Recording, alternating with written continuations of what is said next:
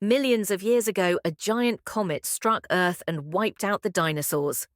But what if I told you that it might have had a partner in crime? The main comet, called the Chicxulub impactor, hit what is now Mexico, creating a crater 93 miles wide. But scientists recently found evidence of a second impact crater, meaning that a smaller comet may have hit Earth at the same time.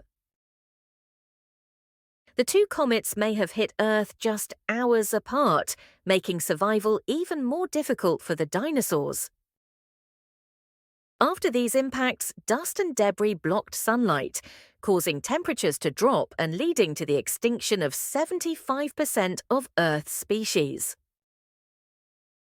This discovery has made scientists wonder, did Earth face an entire swarm of comets back then?